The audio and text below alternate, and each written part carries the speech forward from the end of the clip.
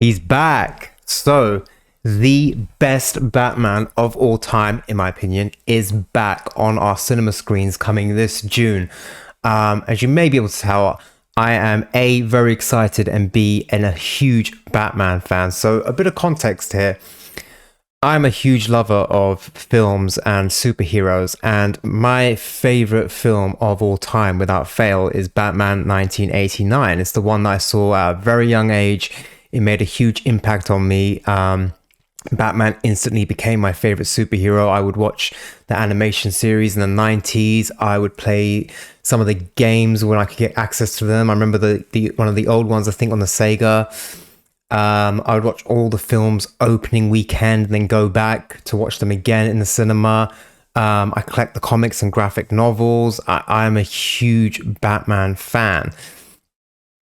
And no matter which iteration comes through, whether it's Christian Bale, Val Kilmer, George Clooney, Ben Affleck, Michael Keaton has always remained my favorite all-time live-action Batman, and Bruce Wayne, and those are my favorite Batman films. I think that they get so much right in terms of the music by Danny Elfman, the Oscar-winning production design by Anton Furst, and obviously the entire vision of an absolute underappreciated legend in cinema history, Tim Burton. So the new Flash trailer just launched this past week, and first and foremost, it actually is just a great trailer. Obviously, we're in a weird time for the DC cinematic universe in the sense that we are just kind of wrapping up and finishing these last few films of the original universe, the Snyderverse, so to speak. So we've got this Flash film coming out, and we've got, I think, one more Aquaman film coming out. And then in the meantime, we have Joaquin Phoenix doing his own Joker thing as its own standalone series. We have Pattinson's Batman as its own standalone series, which is going to have spin-off shows like The Penguin. And then, of course, we have this new kind of phase 2 of the DC cinematic universe being led by James Gunn. And he's obviously started to share details of how that's going to look and how that's going to work and what kind of films are going to come out and which versions of characters, etc.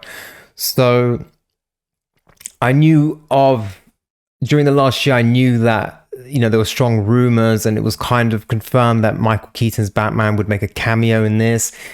I didn't realize he would have kind of such a prominent role, it seems, based on the trailer. And it is just absolutely amazing to see him back again on our screens. And there's a great moment where they used the music cues from Danny Elfman's score and put that into the trailer.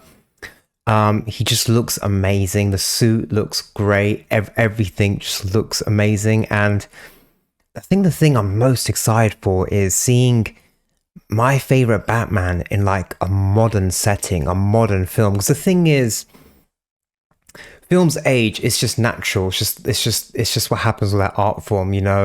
Special effects, visual effects get updated every few years, so things can age quite badly. Styles of cinema, styles of how they shot films, even just simple things like clothes, how people looked, the hairstyles, the style of the film. Films can just age. So whenever I show Batman 1989 to like people younger than me who have kind of grown up and watched, the Marvel Cinematic Universe and watched the Dark Knight trilogy, when they watch that Batman, they kind of laugh at it a little bit. It's a bit goofy to them, like the action sequences aren't as big and epic and over the top green screen crap that we get today. The costumes, the music, even the gun sound effects, it just kind of, people just, they don't take it as seriously as I do. So to see this Batman kind of with, a modern film, modern cinematography, modern visual effects, and how it's going to work, I just cannot wait. So I don't know the rules of showing a trailer on YouTube, but I'm just going to show bits of it. I think that's okay because it's out and released. So let's look at Michael Keaton's Batman making a comeback in the Flash trailer. Look at that Batcave, looks amazing.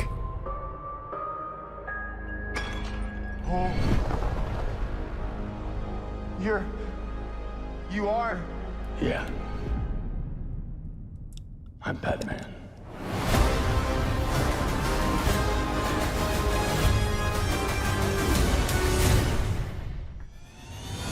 How awesome is that? How good is that? I mean, unbelievable. Unbelievable. So first we have is the Batcave, which is obviously the best Batcave you've ever seen in a Batman film. The best Batmobile you will ever see, period. It's got some kind of cover on it or massive cobwebs, but I think it's a cover.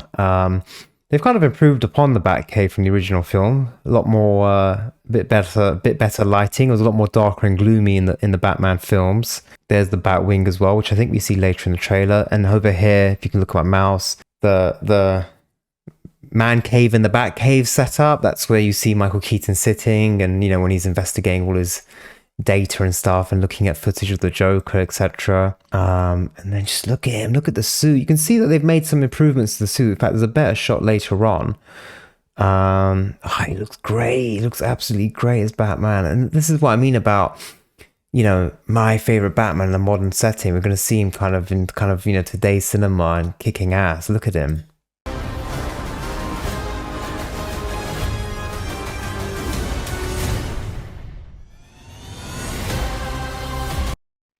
And then here we see, it's quite interesting. I mean, who does that remind you of? So I presume that's Ben Affleck's Batman on, he's borrowed Christian Bale's motorbike, but that looks like I forgot what it was called, the Bat Cycle, the Bat Pod. I can't remember what it was called, but the one from Dark Knight and Dark Knight Rises. And also you see that Ben Affleck's Batman seems to have a new suit as well, which we'll see in a minute. And they've gone for kind of a traditional color. But first, let's look at this. Look how good this suit is. As you can see, they've made some changes. Fans of the old film will remember. So, the shoulder pads look a lot more bigger. There's a lot more details and stuff. It looks more like armor. They've kept the traditional black and yellow aesthetic. The utility belt, I think, is darker now. But the cowl is the exact same. You see, yeah, this is the Ben Affleck suit. Let me get that out of the way. This is the Ben Affleck suit. Looks pretty cool. Gone for the grey with the blue cowl, blue cape, which is a look that Batman fans will recognize. And there's some kind of details here. He's either got armor or weapons strapped to him a little bit. So definitely it is kind of interesting looking for sure. Then here they seem to be surrendering to some kind of soldiers or something, some villains. And that is, of course, Supergirl. Supergirl is also in this film, but we're not here to talk about that. But though I'm excited to see Supergirl in this film for sure. Yeah, I'm so excited to see Michael Keaton's Batman in this movie. And, it's just going to be immense. This is like such a huge, monumental moment for me as a Batman fan. I highly recommend, if you haven't seen him, I highly recommend watching Tim Burton's Batman and Batman Returns. I should one day make a video on the Batman film because it was huge. It was immense. It was one of the most expensive films in cinema history at the time. It was a huge risk for a major studio to make a superhero film. They weren't as popular as it was now. It was a big deal to make a film about a guy dresses as a bat who fights an evil clown.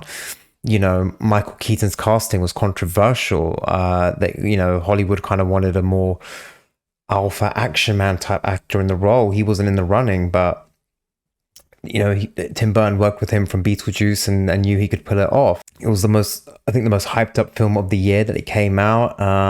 They released this 30-second teaser trailer of it back in 1988, 89, and no joke, people would buy a cinema ticket to go to the cinema just to see this 30-second teaser trailer before the film played.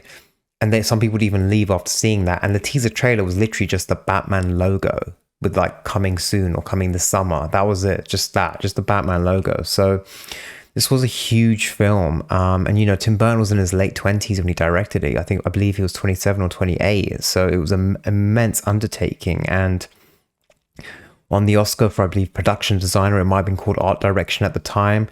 The best Batcave, the best Gotham City. They really built a Gotham City, like straight up, built these huge sets and designed a Gotham City. Some of the modern Batman films seem to just take a city and film it there. The Dark Knight trilogy is just basically Chicago. Batman Begins had a bit more of a Gotham vibe, but the Dark Knight Rises, it's just Chicago mainly, with bits of other American cities put in.